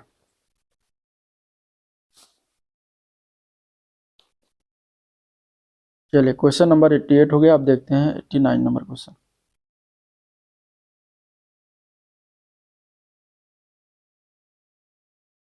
89 नंबर क्वेश्चन, जब किसी वस्तु को 11,000 रुपये के मूल्य पर बेचा जाता है तो उस पर प्राप्त लाभ उसी वस्तु को 5500 रुपये में बेचे जाने पर होने वाली हानि से 20% अधिक होता है, तो वस्तु का क्रय मूल्य ज्ञात करना। चलिए इस प्रकार के क्वेश्चन कैसे लगाएंगे। 89 नंबर क्वेश्चन, जो प्रश्न के अनुसार हम मान लेते हैं वस्तु का क्रय मूल्य जो है सीपी बराबर है x रुपये, ठीक है, क्रय मूल्य कितना है, x रुपये हो गया। तो प्रश्न कह रहा है कि 11,000 रुपये में बेचा गया। अब इसमें अगर हम क्रय मूल्य घटा देते हैं, मतलब जो खरीदा गया x रुपये, तो ये हमारा क्या हो जाएगा, लाभ हो जाएगा, ठीक है, और ये बराबर है x रुपये में खरीदा गया, 5500 रुपये में बेचा गया, तो यानी ये हमारा हानि हो गया, और इस पर कितना है 20% अधिक होता है, यानी कि 120/100 कर देंगे, ठीक है। अब इसको हम कर लेंगे सॉल्व।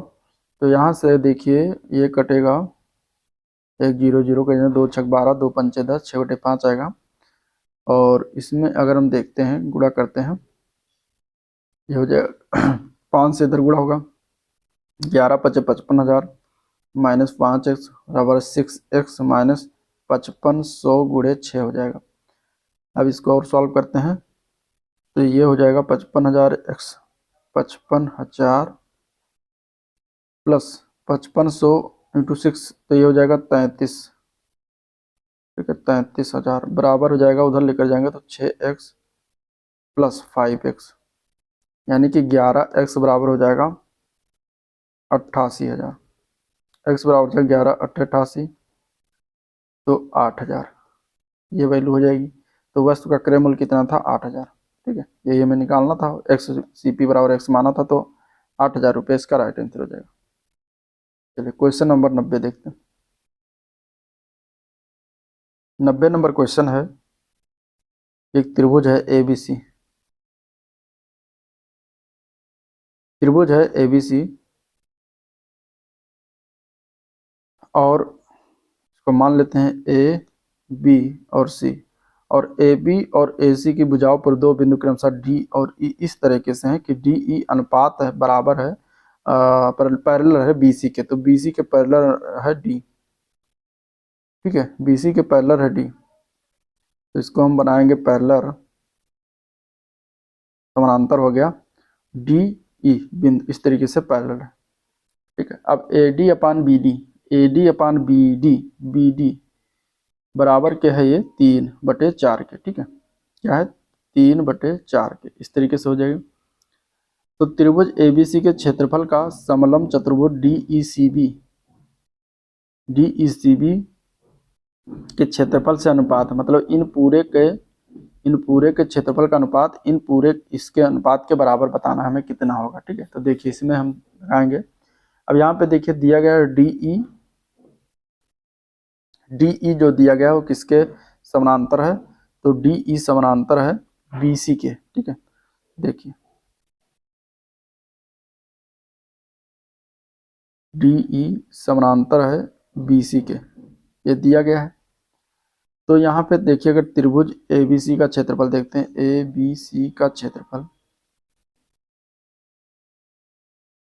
बटे त्रिभुज ADE का क्षेत्रफल, तो ये बराबर हो जाएगा AB² के बटे AD²। तो त्रिभुज ABC का क्षेत्रफल बराबर हो जाएगा बटे त्रिभुज ADC का क्षेत्रफल बराबर क्या हो जाएगा? AB को हम क्या ले सकते हैं? AB को हम ले सकते हैं AD प्लस BD। ठीक है, AD प्लस BD का स्क्वायर बटे AD का स्क्वायर। तो यहाँ पे देखिए AD कितना है? AD 3 है, BD कितना है? 4 है। ठीक है, तो 3 + 4 का स्क्वायर बटे 4 का स्क्वायर, सॉरी 3 का, AD कितना है? 3, तो यहाँ पे बटे 3 का स्क्वायर, तो 3 4 7, 7 का स्क्वायर 49/9, ये हो जाएगा आपका पहला समीकरण। ठीक है,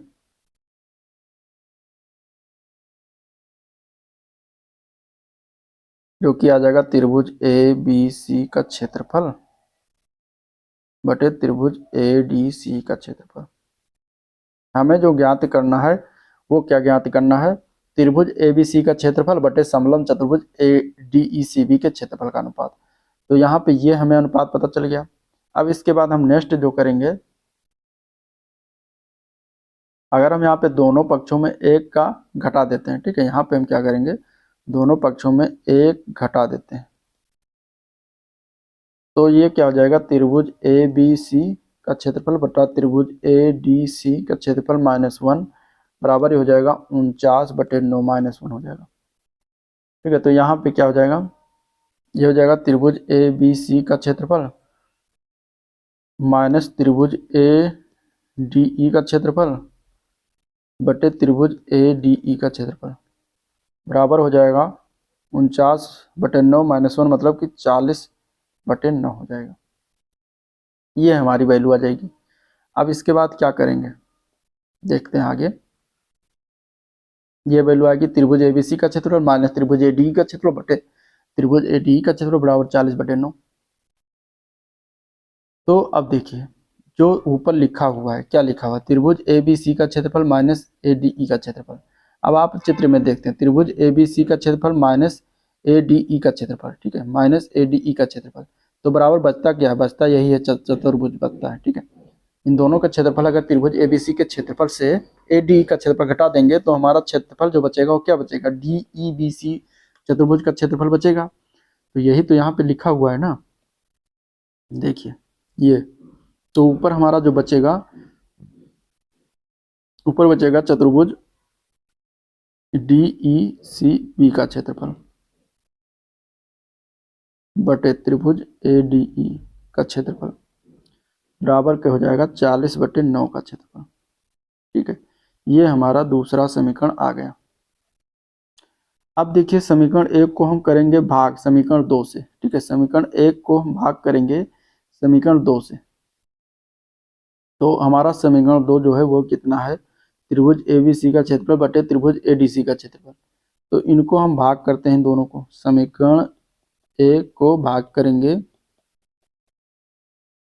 समीकरण 2 से। ठीक है, ये हम भाग करेंगे तो देखिए क्या बचेगा हमारा, त्रिभुज ABC का क्षेत्रफल बचेगा बटे समलंब चतुर्भुज DECB का क्षेत्रफल बचेगा, DECB का क्षेत्रफल बचेगा।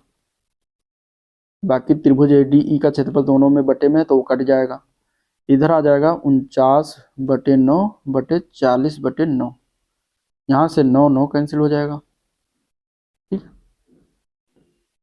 तो हमारा बचेगा 49/40, और जो कि हमें यही निकालना था, क्या, त्रिभुज ABC का क्षेत्रफल बटे त्रिभुज DECB का क्षेत्रफल।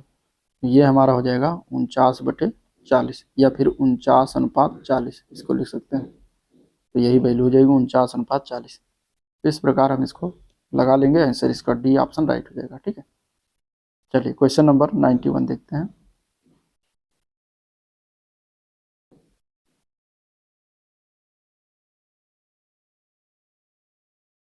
नंबर क्वेश्चन है कि एक थैले में 5:6:7 के अनुपात में 5 रुपये, 2 रुपये और 1 रुपये के सिक्के हैं। यदि कुल राशि 220 रुपये हो तो थैले में 2 रुपये के सिक्कों की संख्या ज्ञात करनी है।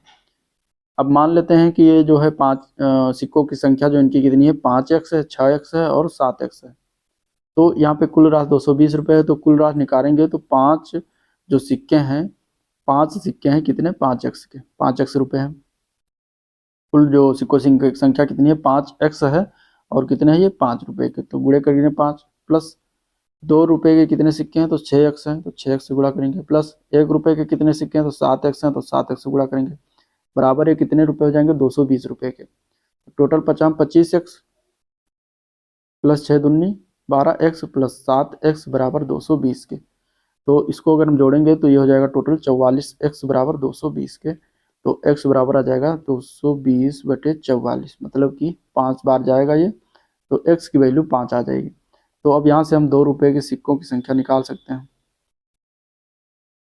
सिक्कों की संख्या कितना माना था हमने, 6x, तो 6 गुणे 5 बराबर 30 सिक्के हो जाएंगे उसके। ठीक है, 30 सिक्के, यही हमें निकालना था, 30 सिक्के इसका राइट आंसर हो जाएगा। अगर यहाँ 5 रुपये का पूछता तो 5x मतलब 5×25 सिक्के हो जाते, और 1 रुपये का पूछता तो 7x 7×5 35 सिक्के हो जाते। तो इस प्रकार हम यहाँ से निकाल सकते हैं, आंसर इसका हो जाएगा बी ऑप्शन। चलिए क्वेश्चन नंबर 92 देखते हैं।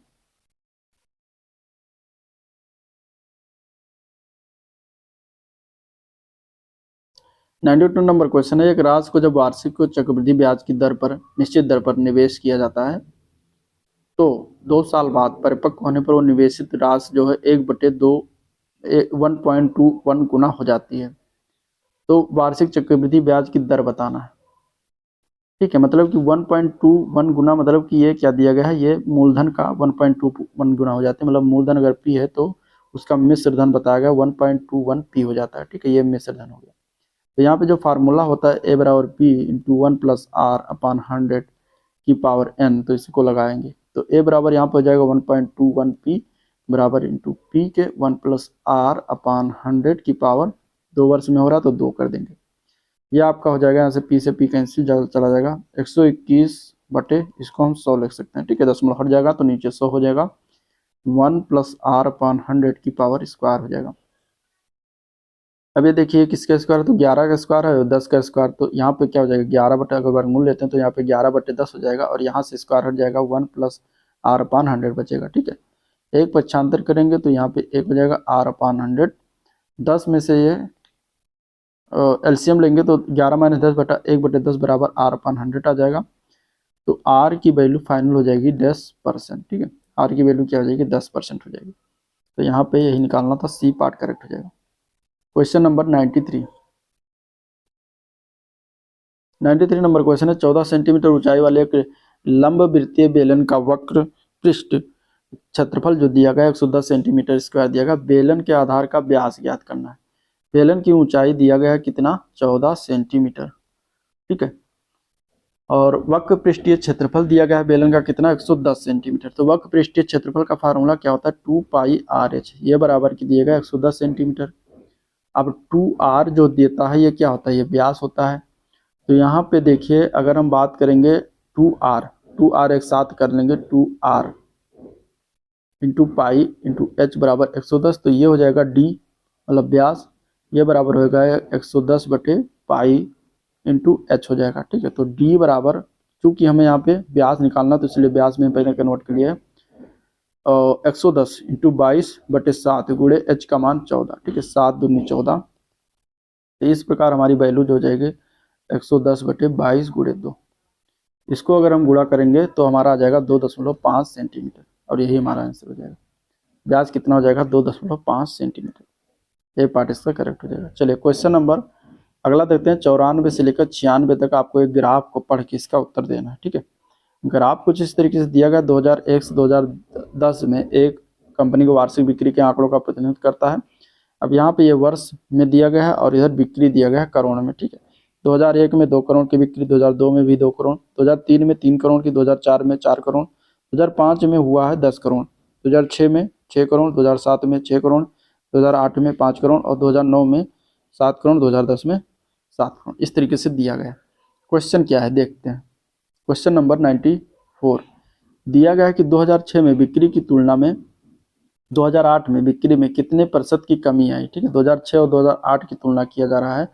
तो देखिए 2006 और 2006 में अगर हम बात करेंगे तो 2006 में कितना तुलना बिक्री है, तो 2006 में बिक्री जो दिया गया है यहाँ पे देख सकते हैं 2006 में 6 करोड़ की बिक्री हुई।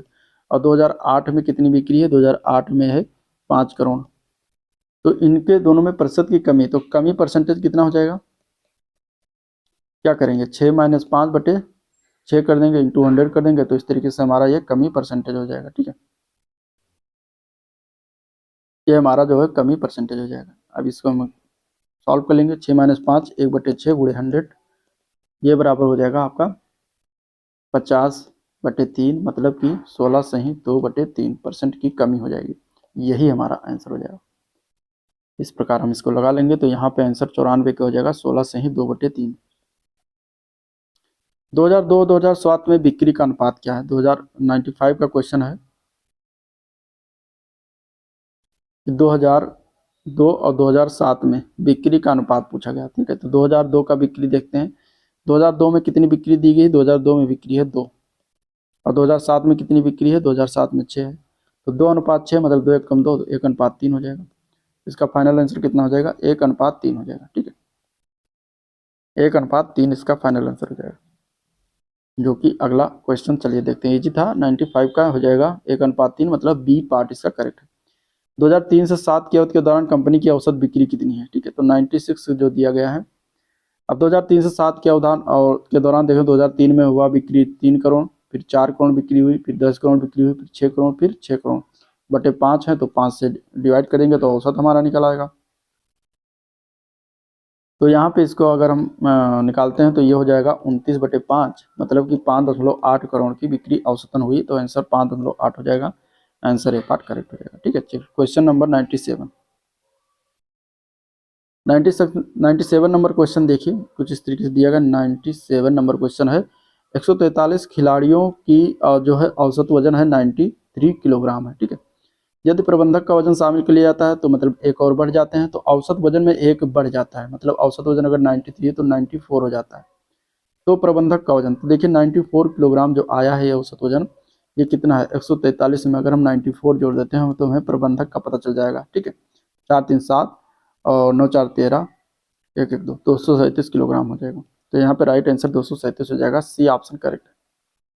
क्वेश्चन नंबर 98 क्वेश्चन नंबर 98 दिया गया है कि एक बाल्टी में तरल ए अनुपात बी अनुपात है 14:15, 16 लीटर मिश्रण निकाला जाता है और 116 लीटर तरल बी भरा जाता है। अब अनुपात बदल कर जो है ये इतना इसमें गलत लिखा हुआ है, तो इसको आपको नहीं पढ़ना है, ठीक है। अब अनुपात जो बदलकर 7:8 हो जाता है, तो तरल बी की प्रारंभिक मात्रा ज्ञात करना है, ठीक है। तो देखिए, अब अगर हम यहाँ पे ए अनुपात बी देखते हैं, 98 नंबर क्वेश्चन है, ए अनुपात बी बराबर दिया गया है 14:15 रेशियो के, ठीक है।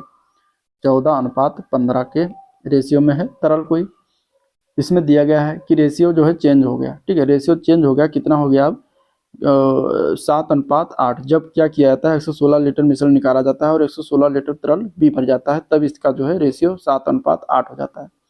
मतलब कि अगर हम इसको 2 से गुणा कर देते हैं, मतलब बी में केवल छेड़खानी किया गया है, तो हम ए को क्या करेंगे 2 से गुणा करके बराबर कर लेंगे, तो 14:16 हो जाएगा, ठीक है। अब ए क्या है बराबर हो गया, चूंकि ए में कोई छेड़खानी नहीं किया गया तो ए को हम रेशियो में बराबर कर लिए, ठीक है। तो यहाँ पे देखिए बी में फिर कितना परिवर्तन आया, एक का परिवर्तन आया, और ये एक जो परिवर्तन आया है ये किसके रेशियो के बराबर है, तो एक रेशियो बराबर 116 के बराबर है, ठीक है। तो यहाँ से अगर टोटल निकालते हैं मिश्रण, तो 14 + 15 रेशियो के बराबर कितना हो जाएगा 30, और 30 × 116 करेंगे तो हमारा टोटल आ जाएगा 3480 लीटर के, ठीक है। 3480 लीटर हमारा आ जाएगा फाइनल टोटल। तो प्रारंभ में ए की मात्रा कितनी थी, प्रारंभ में ए की मात्रा तो 3400 टोटल है 80, 3400 टोटल 80 है, ए की मात्रा है 14 रेशियो के बटे 14 + 15 मतलब कि 29।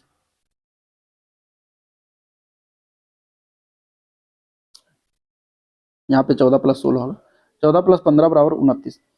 तो इस तरीके से प्रारंभ में इतना हो जाएगा। अब इसको अगर भाग करिएगा तो ये आ जाएगा 120 × 14, और यहाँ पे आ जाएगा 1680 लीटर जो है ए की मात्रा थी प्रारंभ में।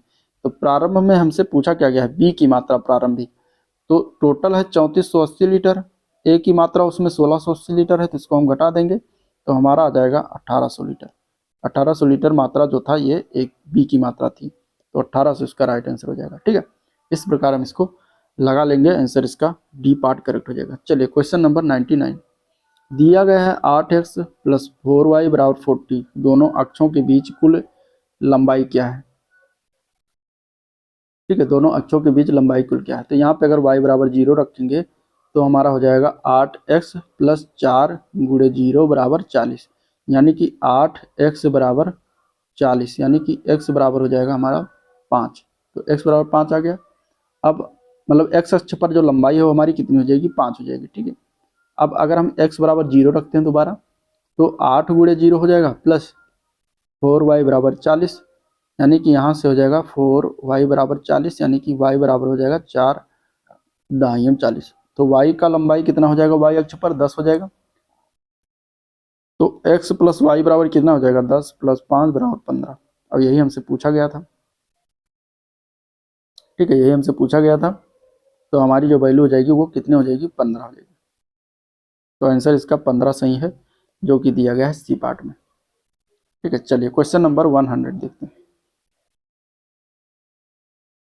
100 नंबर क्वेश्चन है कि यदि ए और बी प्रत्येक के पास एक निश्चित संख्या में संतरे हैं, ठीक है।